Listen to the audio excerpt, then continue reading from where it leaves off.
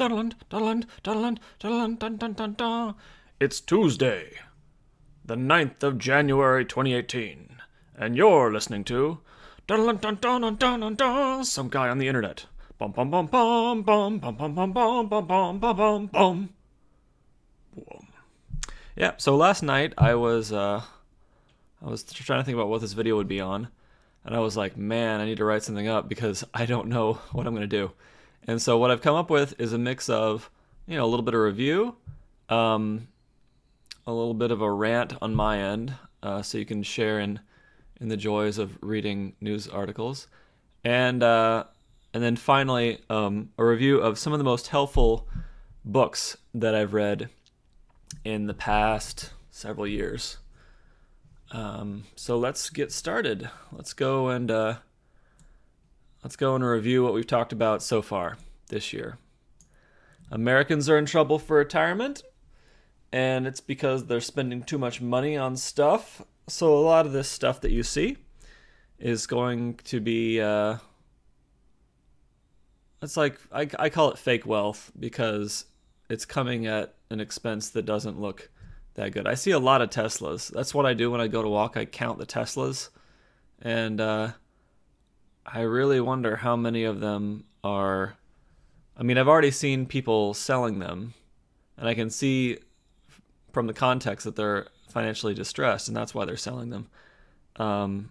But you don't see like a halo of bad decision around certain objects, but not others.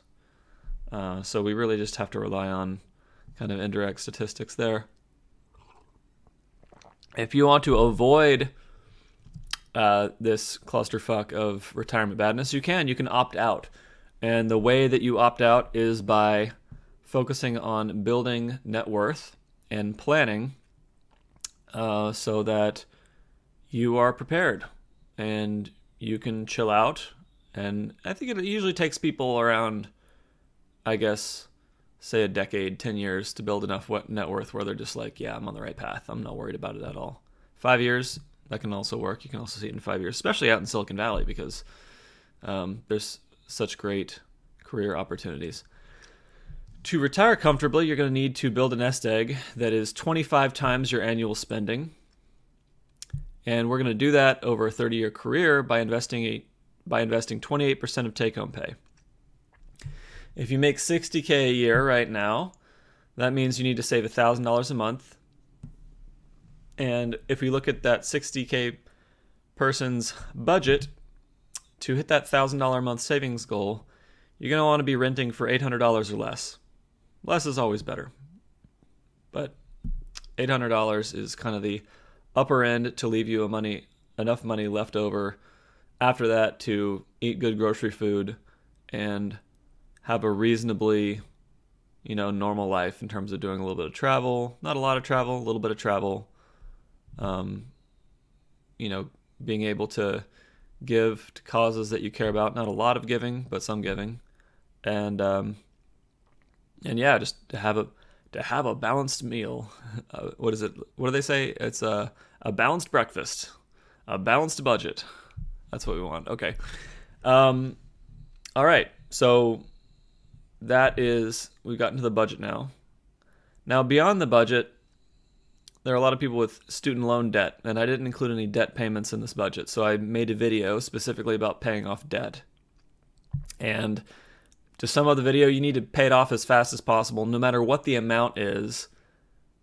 Try to form a 2-year plan to pay it off. In other words, if you can't pay it off in 2 years, pretend that you're going to pay it off in 2 years, and now the challenge of your plan is coming up with extra income.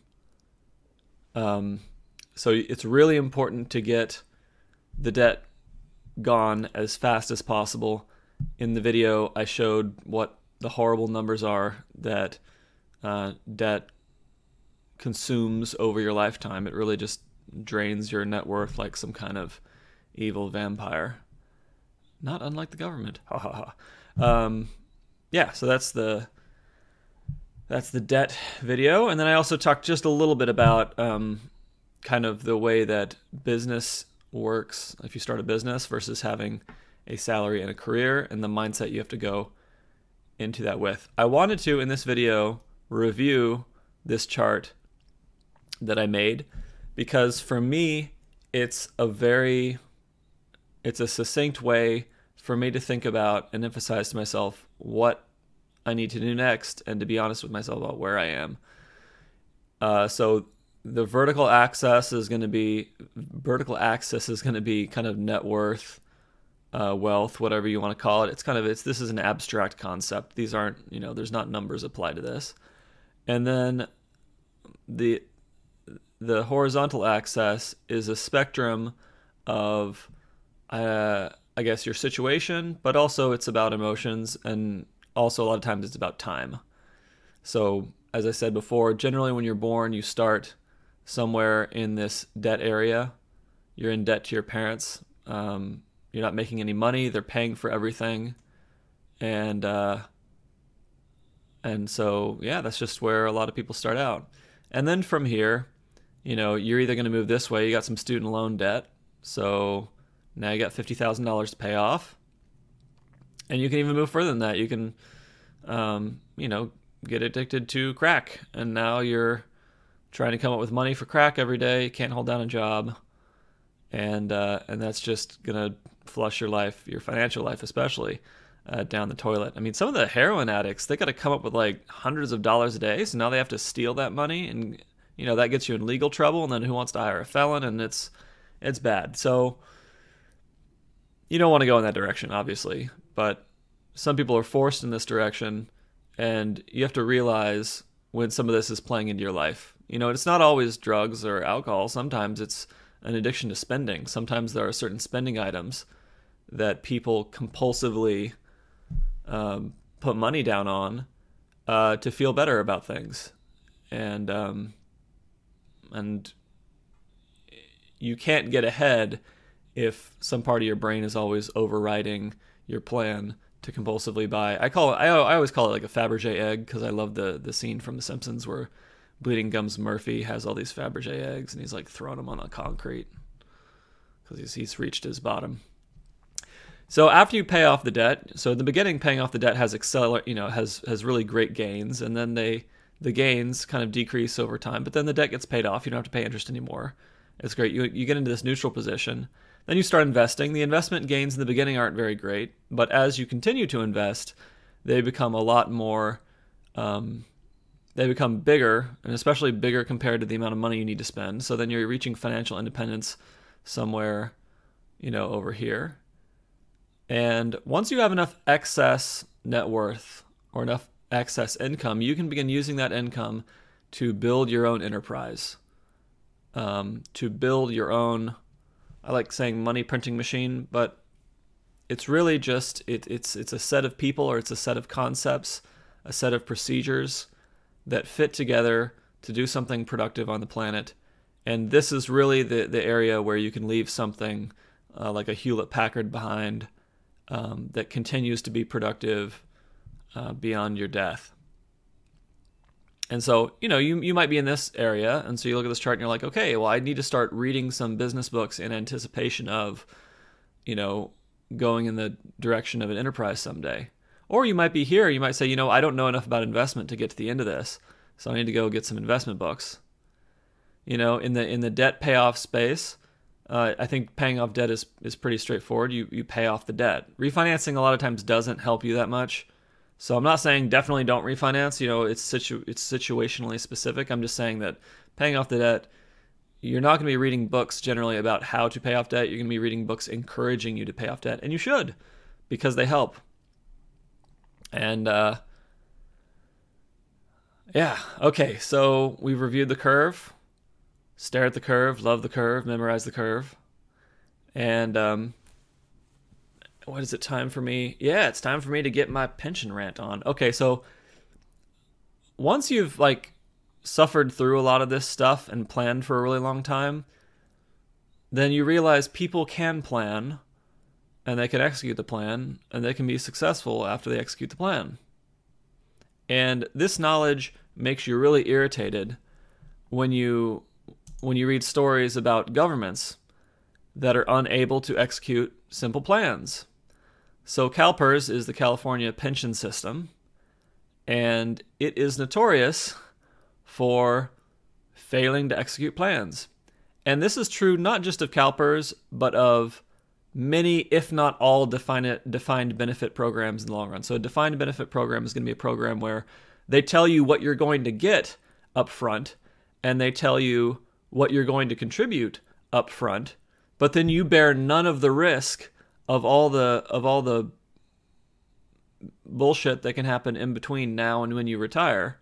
And equivalently, you also bear none of the responsibility to properly invest that money. The problem with these systems is that the elected officials who run these systems have political pressure from unions and other things to overpromise benefits, and they also have pressure to underperform when it comes to collecting enough money to support these programs and to invest it efficiently. And so what we've seen over time, California is notorious for this at all levels of its defined benefit programs, is that they fail to meet their investment goals, and therefore they fail to, have the money to provide that defined benefit. A big part of this is that the way that they make the pension benefit sound so good and so juicy and so appealing is that they overstate what the investment returns are going to be. And they do this all the time. They do this even when there's no good evidence that they should be stating those numbers. In this case, in the case talked about in this article is basically saying that the pension system expects investment returns to be in the 6% area, okay, for the next 10 years. Then they claim that that investment return rate is going to go from 6.1% for 10 years, and then it's going to jump up to 8.3% for the 50 years after that 10-year period. And that's how they get to this 7% number. So what they're saying is they're going to plan their pension system based on predicting 50 years of financial returns starting a decade from now. That's crazy. And but it lets them collect less money up front because they say, oh, we don't need to collect the money right now because the investment returns are going to be really good later.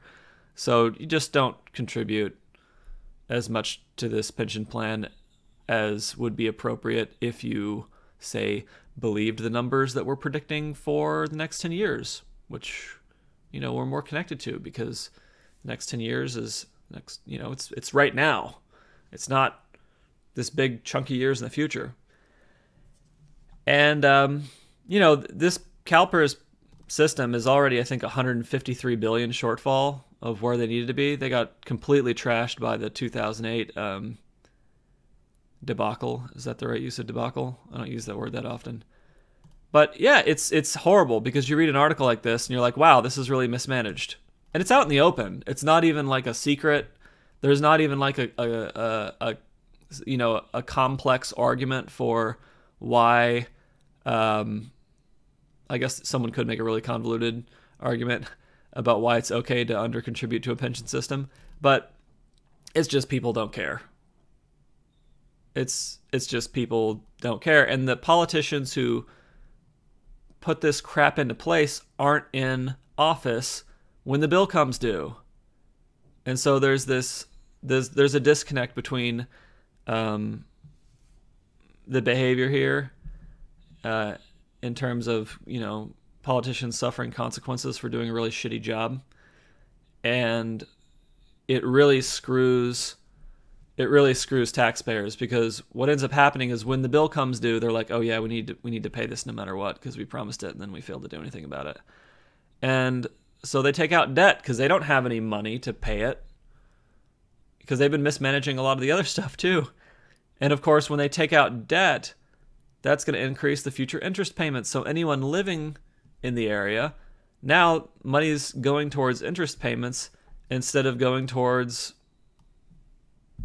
something more meaningful like police or fire. But I guess it's the California pension system, so I don't know. Maybe on the state level, that money comes out of like, school funding instead of police or fire. I don't know, but it's coming out of somewhere. Someone's suffering, and it's going to be the residents of the state. And as I said before, this isn't limited to California state. San Jose, same freaking thing. Defined benefit program, and then they run out of money, and then they come up with like new tax revenue to pay for other things, and it just gets like swallowed up by pension costs immediately. And so you just end up with these crazy business taxes where if you rent out one unit, like a granny unit in the backyard, suddenly you're liable for this business tax because you're renting your granny unit in the backyard, and that hurts your retirement. So they're just indirectly taking your retirement to pay for their bad planning. So I think we need to get rid of defined benefit programs. They are politically unworkable. We need to switch to programs where you contribute because you have to. There's no other way to do it. But what you get is what you put in. And I'm not against it if they define some kind of minimum that you must contribute and you have the option to contribute more. I'm not against that at all. But at the end of the day, these systems are only workable if they guarantee that money out equals money in. So they have to be structured so that what was promised is just whatever is there. Because that's the money, that's literally the money that we have to spend on it. We don't have this extra money. The roads around here are complete crap. And the police, it's not that they're bad, it's that there's not enough of them. And so they've got too much to do. So when bad things happen, a lot of times maybe a police officer will come and 6 cars were broken into in my neighborhood. Police officer came and kind of looked at people and talked to them a little bit, but they never did anything about that. And Social Security is like the granddaddy of all of this. I mean, it's its own video. It's like a special brand of horrible. And yeah, so as I was saying, the CalPERS has been in trouble for a long time. So there's lots of articles about how poorly that's run. Okay, that's the end of my rant. Boring pension rant.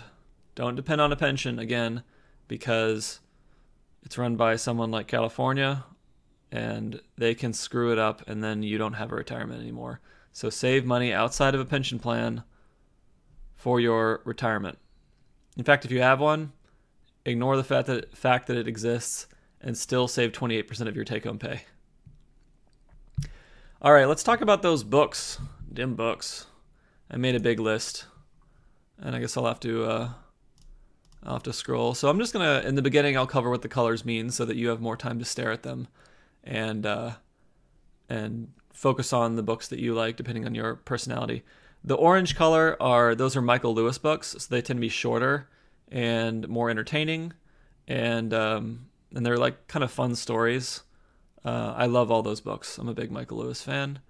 The red are books that I didn't really enjoy that much. The black color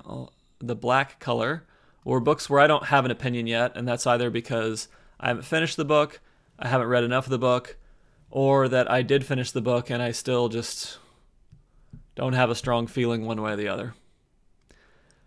The blue color are books where I need to read them again, and maybe you wouldn't need to read them again, but a lot of the blue books have a lot of detail in them, and they could be kind of technical, and I find that if I read them many times, then I get a lot more out of it, and there's a bigger emotional payoff each time I read the book, because I understand more of what's going on. I just stubbed my toe and it was already stubbed, and so now it hurts a lot. Ugh, I got this stupid subwoofer below the table, and space is tight around my desk area.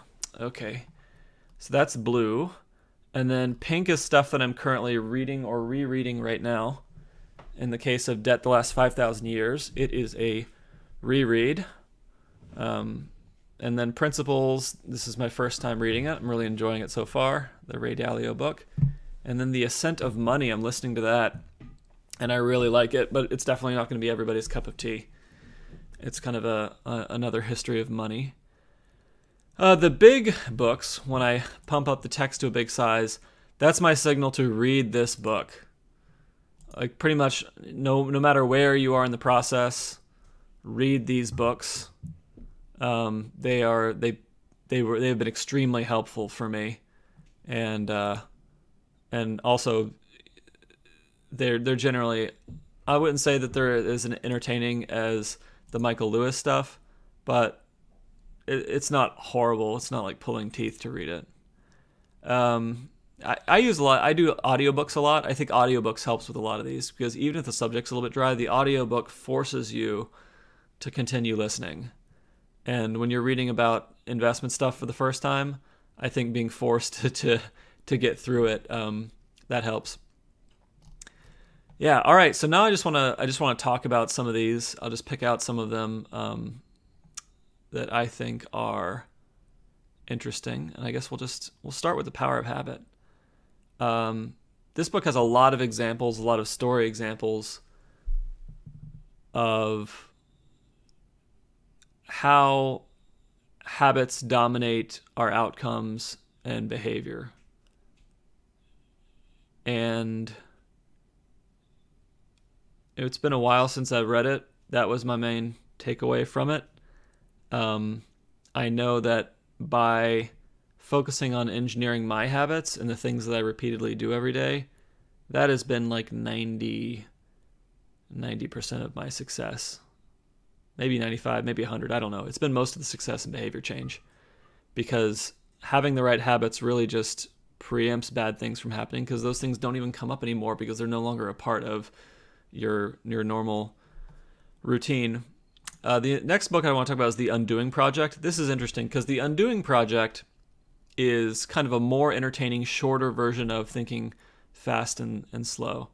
The authors of this one are two psychology professors, Amos Tversky and Daniel Kahneman. And I like this book. I need to reread this book. But it feels like a long book, and at times it gets kind of dry. So what Michael Lewis has done is he has wetted it. He has made it significantly more entertaining. He's talked about the authors' lives and their personal stories more than they talk about in their own book. And he's also touched on a lot of the psychological biases that are discussed in Thinking Fast and Slow. And so this gives you kind of a more entertaining presentation of some of the highlights of Thinking Fast and Slow. And I think most people will probably give up while trying to read this book, is my guess. And I don't mean most people like most Stanford graduates. I mean like most normal people. But I think most people will finish The Undoing Project. And they'll get to learn about all these really cool psychological biases, which helps you to be more productively introspective in your own thinking, because then you can say, oh, is that actually what I think? Or is that just this bias that I have because my life, took this particular path?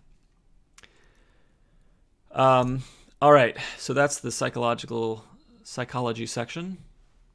And Financial Overall, The Total Money Makeover by Dave Ramsey. That is definitely my favorite by far. It's the right combination of folksy Southern sales guy who you can listen to, and advice that is really, really specific and really, really consistent. So what he's done more than any other financial guru that I've listened to is he has developed like a 7-step program that you can remember that has very specific rules and that fits for everyone. And it's an excellent baseline for what you should be doing. I'm not saying that everyone should follow exactly what he says in this book, but I am saying that you should know exactly what you would be doing according to the book, and you should know exactly why you're deviating from that. He's helped more people than I can tell that any other financial guru guy has helped. I've listened to hundreds or thousands of hours of his radio show while walking and just doing things over the weekend for the last few years. And he is so consistent with his advice that, in a way it almost gets boring, but it doesn't, because all these, people have unique situations that come to him. But for me, he's a big inspiration because he just seems so effective. And, his company has grown to like 500 or 600 people. He has a military financial education program. He has a high school financial education program, a kids financial education program, one covering the entire churches. And he's also even gone beyond kind of preparing for retirement, and he's written this book, The Legacy Journey, which is a more, this is kind of like, okay, after you have the money, what does it mean and what do you do? And I just have a lot of respect for the guy, and a lot of respect for the method that he has been selling over the past 20 years, 25 years, something like that.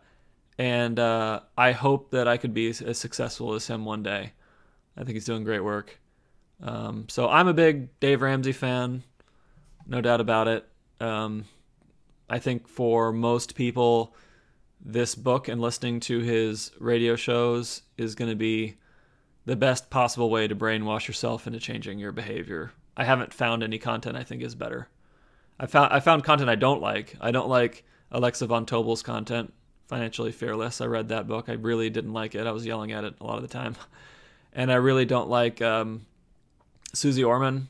I think she's kind of scatterbrained in her approach to it, and she puts on a nice face for the news media, but at the end of the day, I think she's in it for herself, and she's not really helping that many people. She'll say something nice on the surface, but it doesn't actually lead to action by the people listening to her. Dave Ramsey also has a book, Retire Inspired, which I think is written by one of his personalities.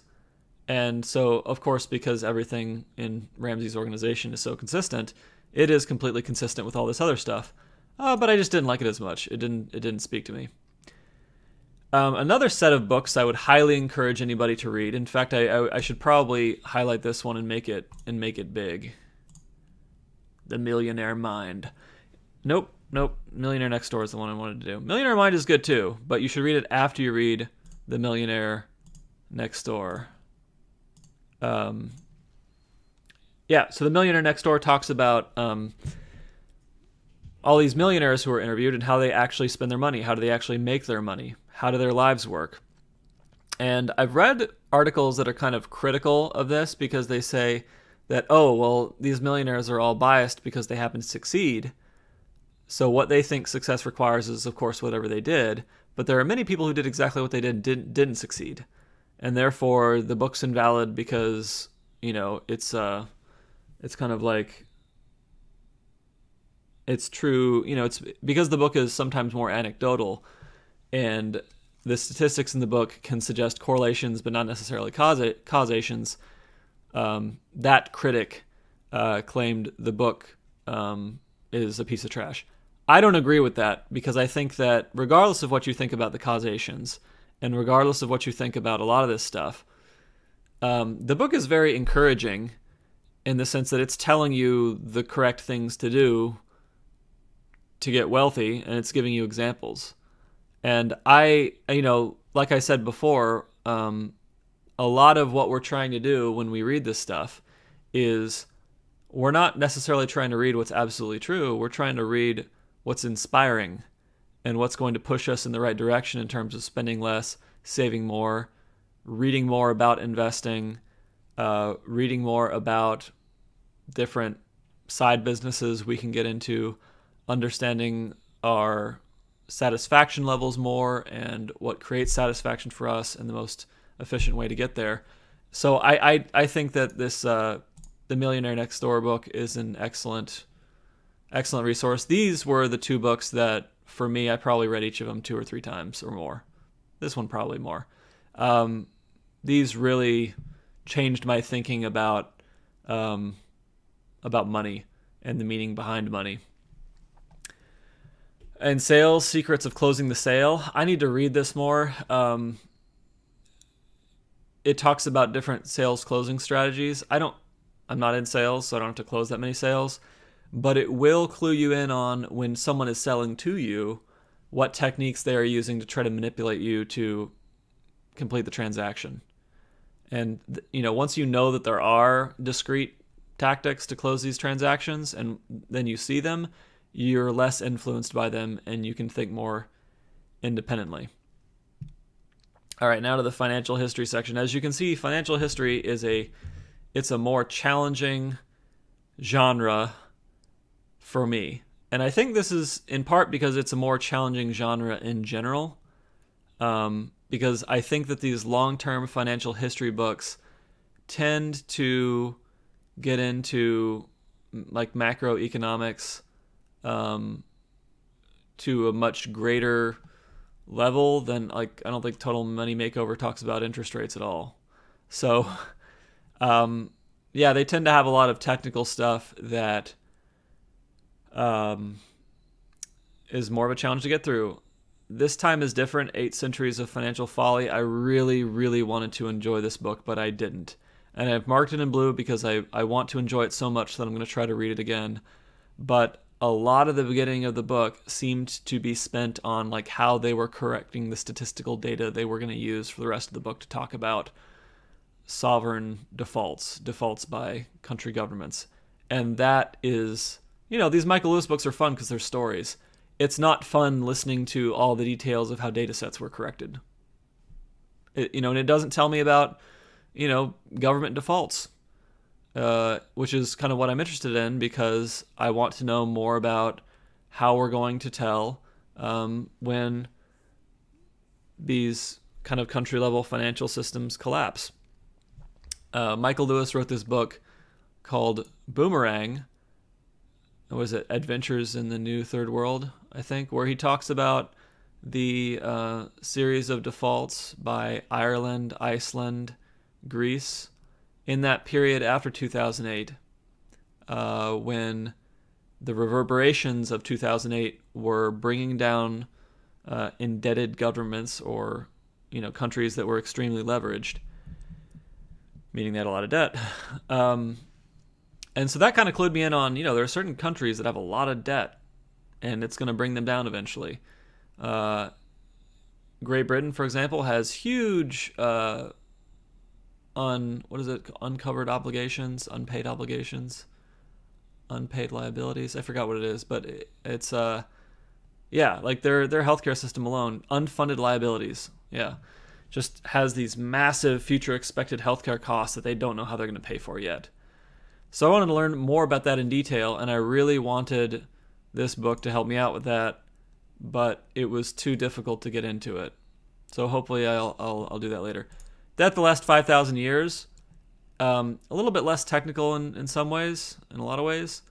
Still a very long book and can definitely get dry at times. I'm reading it for the second time now, and I'm getting more the second time than I did the first, and I'm enjoying it more because of that.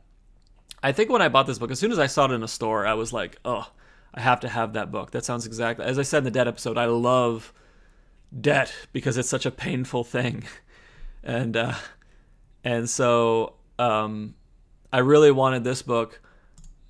My personality, it's like, oh, I can read this big book on debt, and then I can, in my brain convert these different debt situations into these, fantastic abstract things using the information I found in this book. And Yeah, that's happened to some extent. I think about debt a little differently now.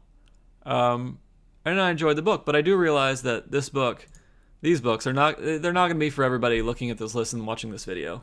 This is for the detail monster nerd that I am, that I want to, um, read more about the all the details of history on this stuff instead of a shorter sales book that in a lot of ways is more practical when it comes to moving yourself towards starting a business.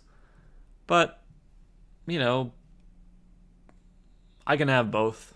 I can force myself to go back and read that sales stuff. It's okay. Lords of Finance. This is a history of kind of the really powerful bankers who led us up to and through the Great Depression. Um, it was entertaining. I need to read it again.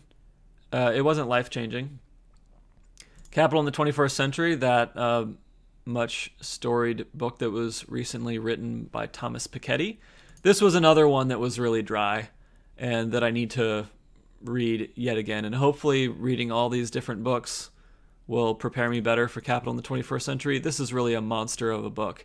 And I can't imagine many people who aren't PhDs in econ or something that can read this book once and like really get it.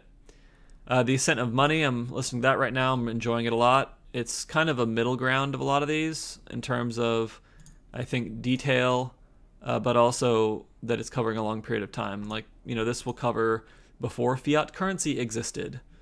So, it'll cover the time period when metal was still being used as money, like gold, actual gold coins. And I assume it'll go through the present, hopefully. And then The Big Short, What Happened in 2008. That's a fun one. Definitely read that. Okay, so life overall. So these are books that aren't necessarily about money. They're more about how you're approaching life, how you're living your life. And by far, I think my favorite book on this entire page is going to be Triumphs of Experience, The Men of the Harvard Grant Study. The Harvard Grant Study is a longitudinal study of adult development that interviewed these Harvard guys from age 18, and I think they interviewed them every 7 years, I want to say, maybe every 5 years. And then they basically interviewed them until they died as old men. And they tracked, different measures of success in terms of, family life, friends, financial success, physical health, prestige of career, all these different things. And the main conclusion of the book is that warm relationships are more important in your life than anything else. And I really like this book because even though I don't think that interviews every 7 years of people from age 18 onward, I don't think that can be as scientific as, say, measuring the energy of an electron. If you want to talk about hard science, it's still much more convincing, and the statistical evidence is much more convincing than some of these other things where it's even more anecdotal. So as somebody coming from a science background, it's more emotionally compelling for me to read results from something like this. And once you read it and you read the different stories and you read about the people who are doing well and the people who are not doing well and the people who were not doing well and then started to do well, the message of warm relationships really starts to come home, and it really starts. It has you thinking more about how can I have more of that in my life. And like I showed you on this spectrum before, you're going from isolation to connection and empowerment. In a different way, if you wanted to phrase it, is you're going from isolation to warm relationships. And to the extent that you can cultivate a lot of warm relationships, then you're going to have more power to hire the people that you need to hire for a productive enterprise and to have mentors to ask questions of and to have satisfied customers and all kinds of things. So I think all this fits together. And if you're going to read one book on this entire page, read Triumphs of Experience, listen to it, however you can consume it. I'd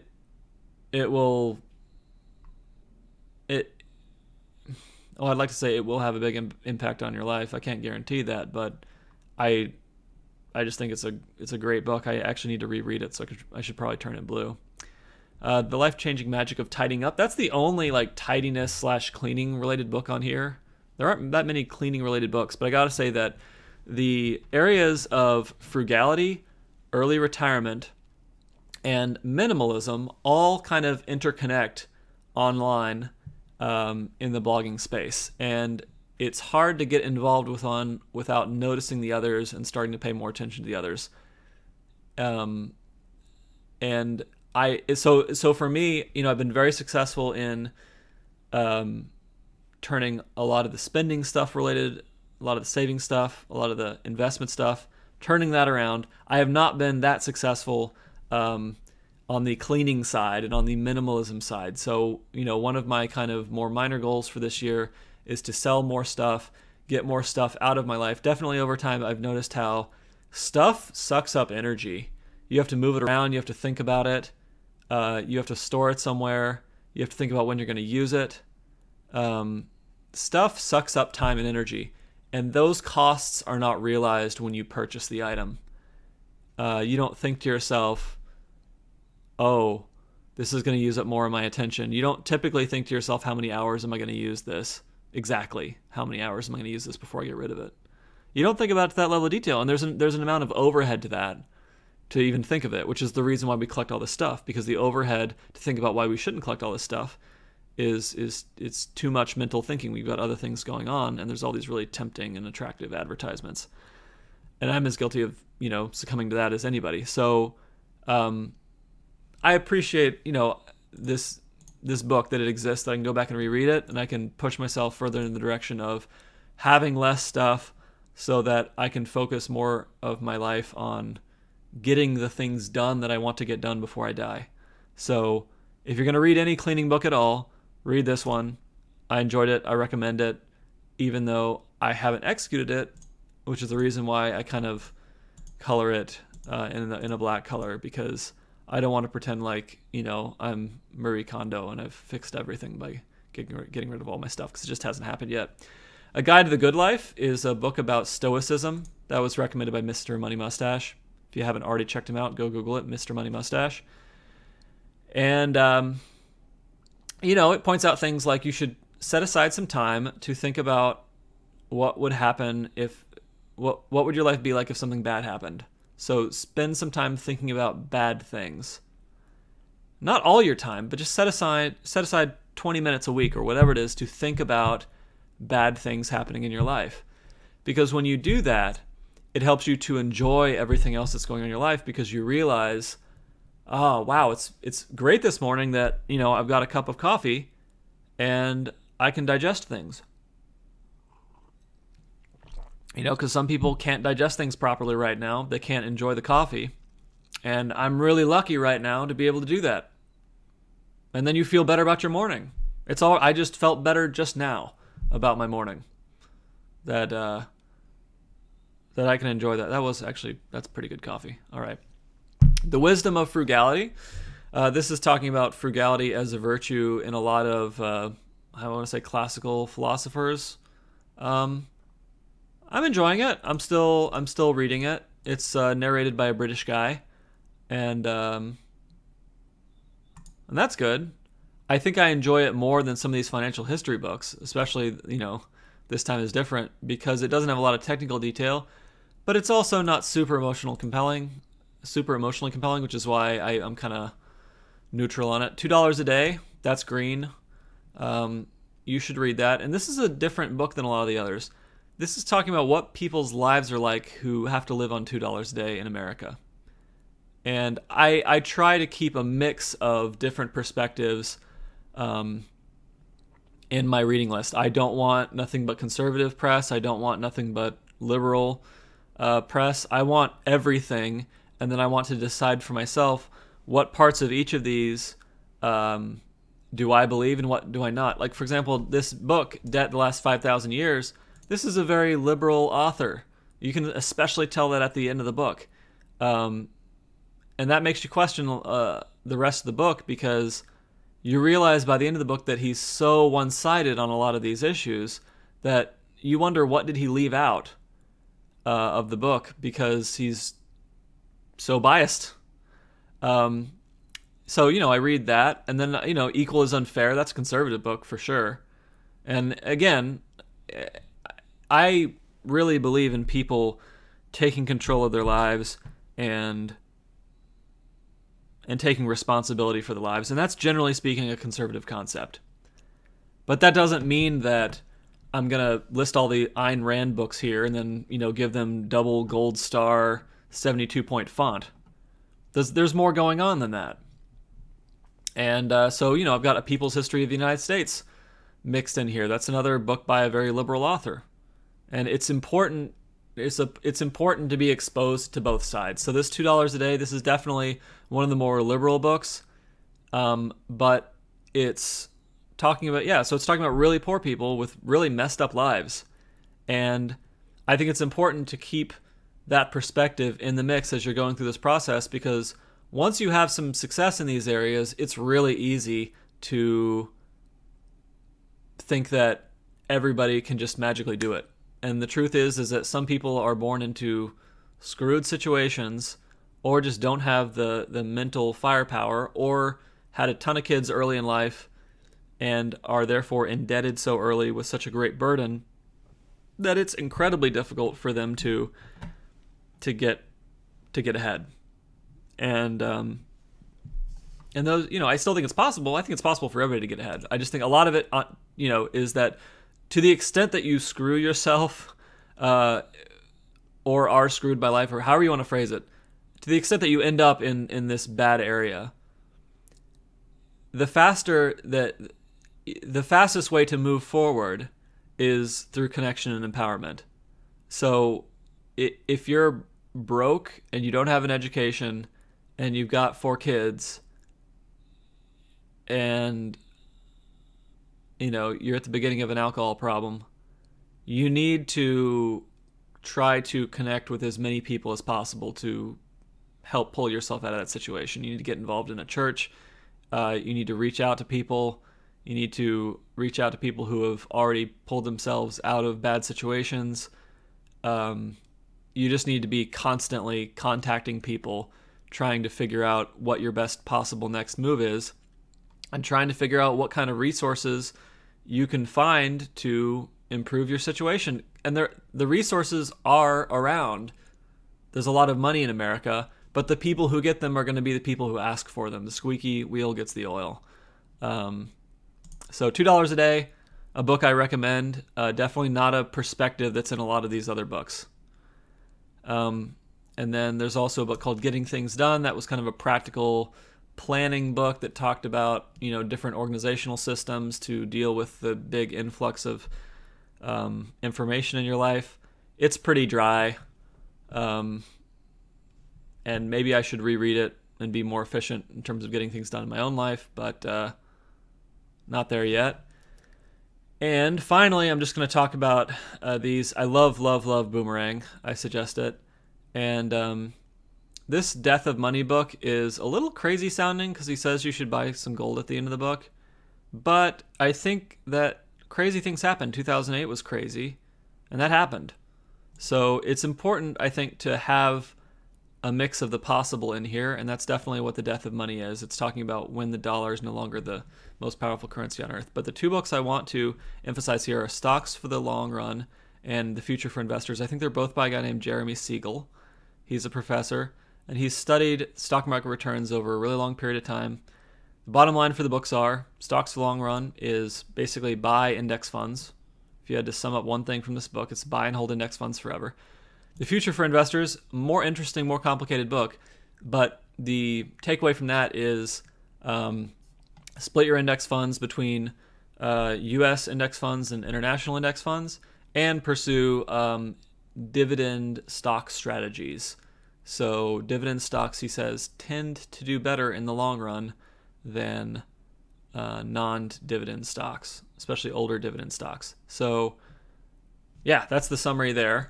And definitely reading these 2 books will clue you in on a lot of the ways that investors fail. And by not failing, it's one of the easiest ways to succeed. Just don't fail.